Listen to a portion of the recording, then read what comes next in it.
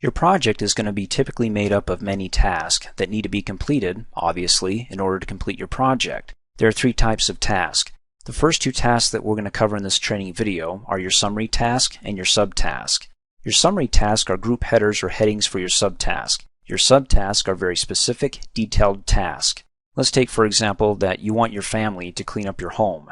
Now you could divide your home into summary tasks. For example, the kitchen, the living room, the basement. All of them on their own can be summary tasks. Let's take, for example, the summary task of cleaning the kitchen.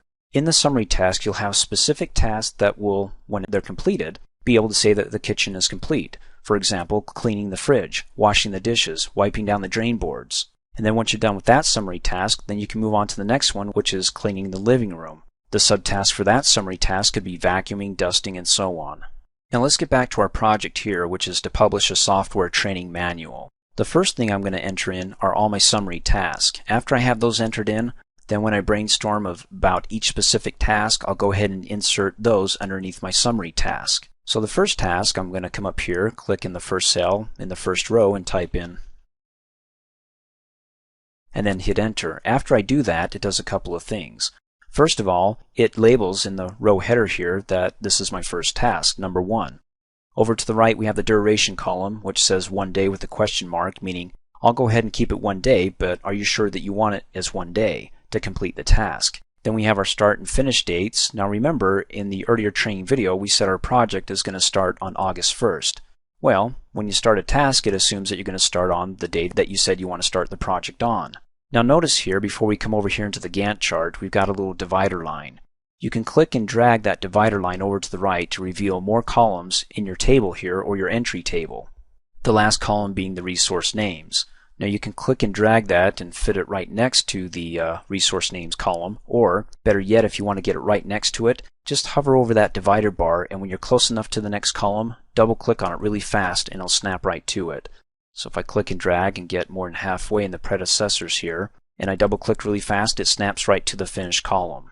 Now over in the Gantt chart, for that task that we have here, we have a little bar that's representative of that task. And how long is the bar? Well, it's 1 day. You can see up here in the timeline, it's just Friday. Now I'm going to come back in here and finish entering in all my summary tasks.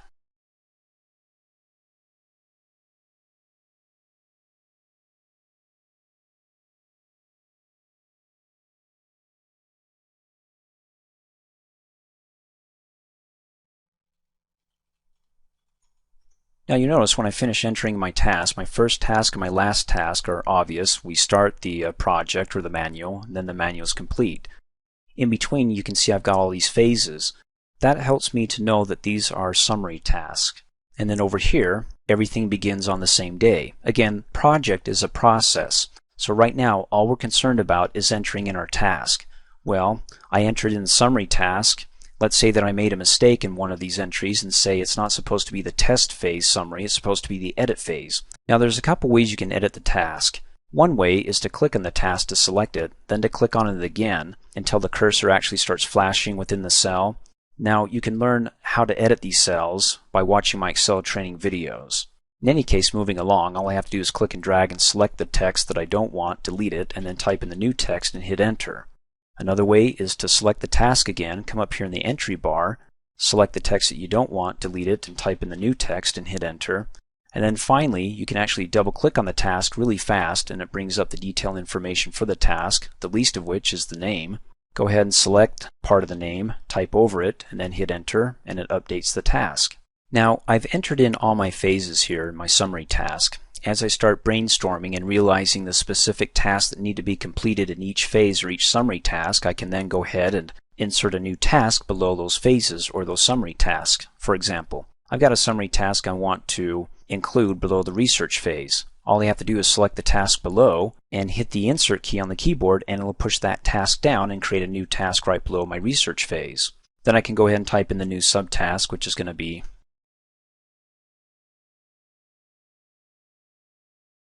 Now notice, if the text goes beyond the width of the column, what you can do, and again we cover this in my Excel training videos, is come up here to the top and move your pointer in between the two column headers until it becomes arrows pointing in opposite directions. Then you can go ahead and click and drag to stretch the column out, or double click really fast and it'll do an auto fit or best fit. In other words, it will take the longest text within that column and fit the column to that text. Another way to do it, let me hit the undo arrow, is to double click really fast on the column header, and in the dialog box you have the best fit button. Go ahead and click on that and it does the same thing. Now let's say I have a few more subtasks that I want to include underneath the research phase, like below the interview subject matter experts. Like I said, all you have to do is select the task that you want to insert above and then hit the insert key on the keyboard, or select the task and right click on the row header here and go down and left click on new task, right click again and left click on new task. Now we have two new tasks above the outline phase here. Let me go ahead and type them in.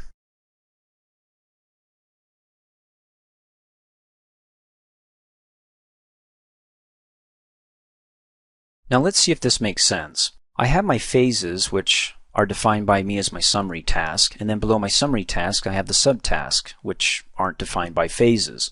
So looking at the research phase, let's look at the subtask. Interviewing the subject matter experts, that's research. Examining the software is research, and then searching their corporate internal documentation is also research. Then when I hit the next phase, I know that that's not a subtask, that's the summary task, the beginning of a different group of subtasks. Now once you get your subtask in, let's say that search internal documentation should be the first subtask in the research phase. There's a couple ways you can move this around. You can either go ahead and click on the row header here, number 5, and then right click on it and go down to cut the task, and then go ahead and select the row header task that you want to insert or paste the task that you cut just above it, and then right click on it and then go down to paste and it'll insert it right above it and push everything else down. Another way to do it is to, let's say for the examine software, go ahead and click on the row header number 5, and then as you hover over the row header 5, you'll see you got a 4-way arrow. Well, that 4-way arrow in Microsoft means that you can then click and move that, in this case, this task around.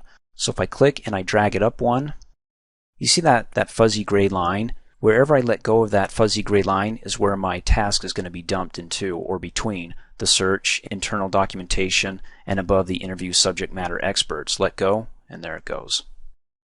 So in summary, the only thing I want you to know here is how to add in your tasks and edit them if you make a mistake. Be sure to enter in your summary task, and then below your summary task, insert and create those subtasks, or the specific detailed tasks that make up that, in this case, research phase.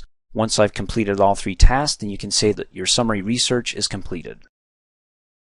Thanks for watching. Hey, as a quick reminder, if you like my video, please give it a thumbs up. You can also click on me and subscribe to my channel, get notified of the latest videos, and for only $2 a month, you can have access to all my Microsoft Office training videos.